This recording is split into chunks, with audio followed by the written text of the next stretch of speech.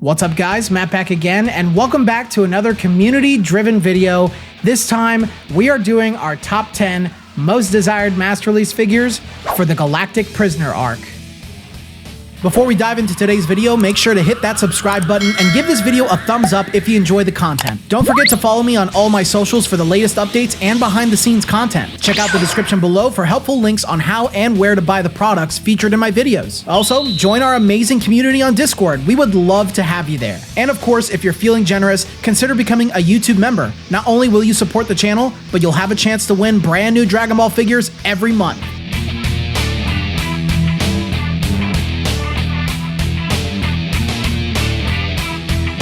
I'd like to thank this comment right here for suggesting today's video.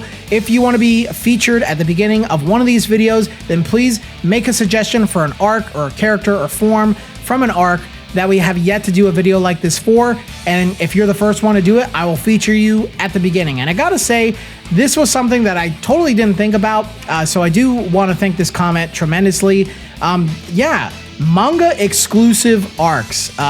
We feel pretty confident that Dragon Ball Super will come back as an anime, and I feel pretty confident that they're going to adapt the original story that Toriyama and Toyotaro worked on together, especially since Toriyama was heavily involved in the Dragon Ball Super manga up until he passed away.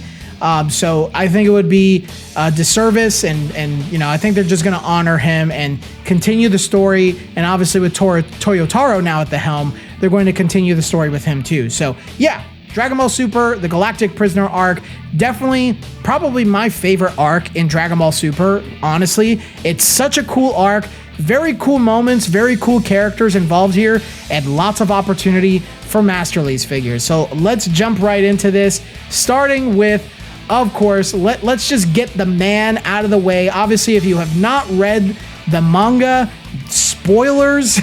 So yeah, number one for this video is definitely Moro. And I want to say, if this isn't apparent yet, this is in no particular order. None of these videos are in any particular order. It's just a top 10. Like the 10 are above 11 and greater or lower, but 10 in no particular order. But Moro is such a cool villain, dude. He's very unique, very different. He uses magic. He's able to absorb ki just by like chilling around you.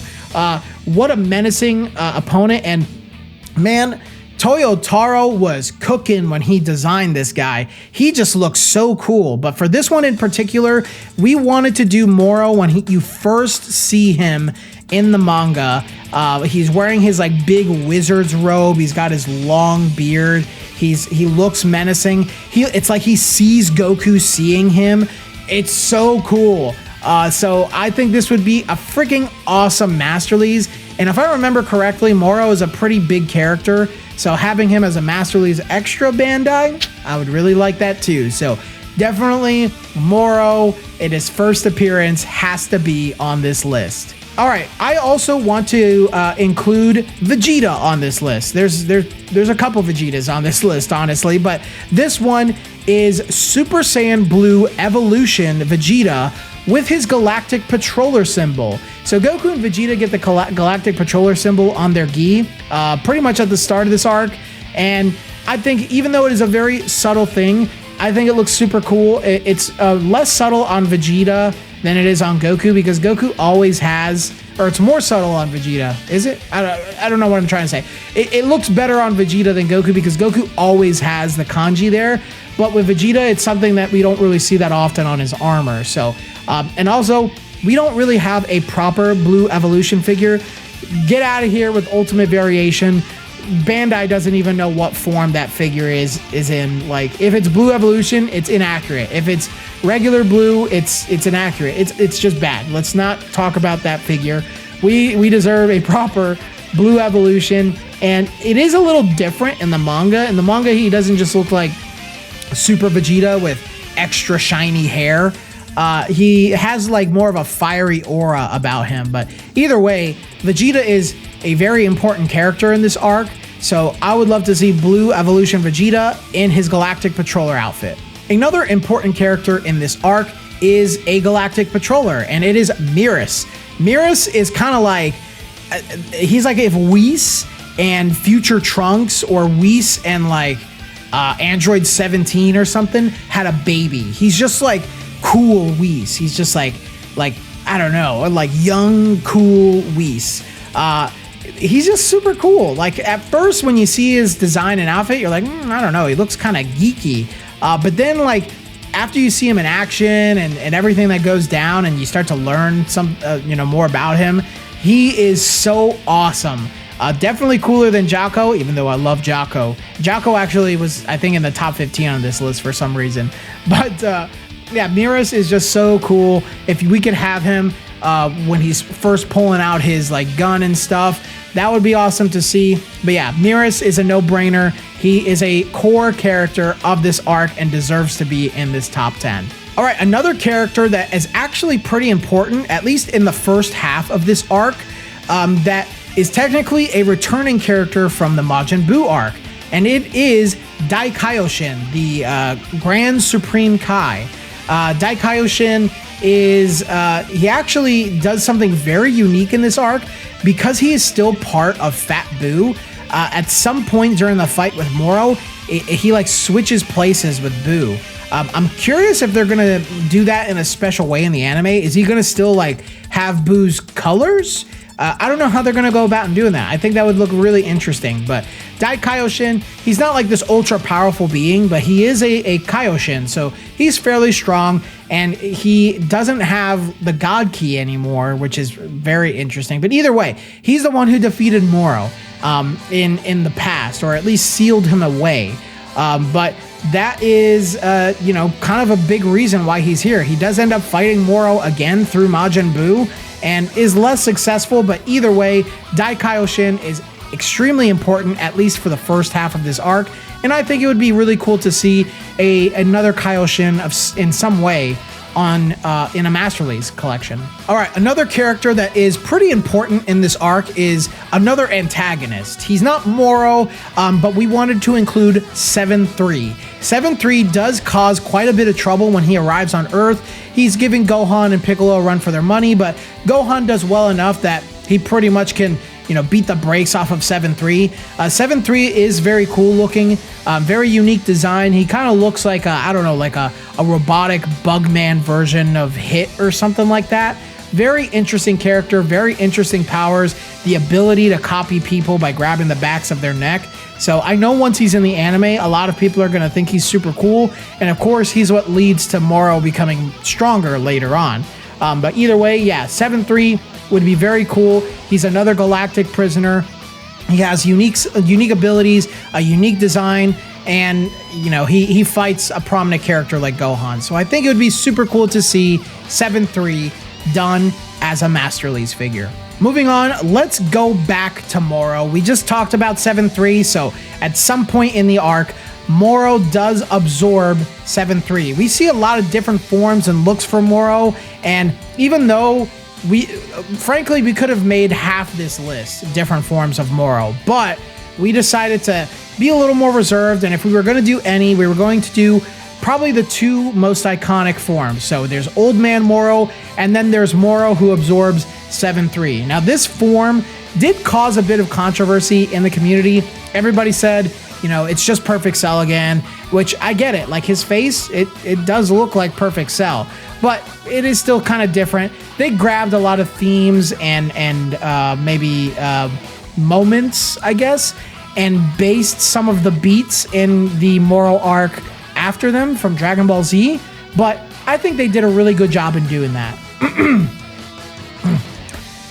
And with that being said, I think Moro just looks very cool in this form. And the whole fight with him beating everybody up after transforming into this, up to his big fight with Goku, is pretty iconic. I know people are going to want to see it, and because he fights Goku during a big moment in this arc, I think people are going to want to see this more than anything.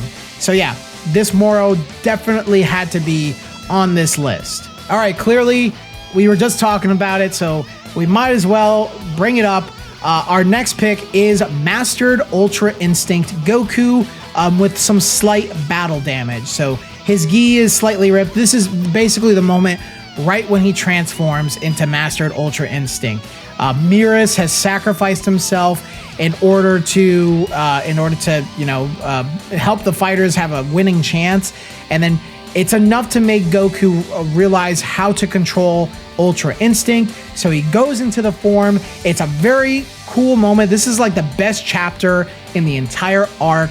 It's just so cool. And the way Goku looks here, he just looks badass. And I think if we were to have another Ultra Instinct Goku figure, this would definitely have to be it. You still see the Galactic Patroller symbol on his chest too. So that, on top of all the other reasons I just said, would just make the figure look super cool. So yeah, and if they wanted to go the extra mile and put the scar on his exposed chest after Moro freaking plunges his fist through it, I think that would be super awesome. So yeah, we had to have an Ultra Instinct Goku on this list. All right, there is another Mirus on this list. Like I said, hey, Mirus is a new character. He's a core part of this entire arc. So I think it would be great to see him again on this list.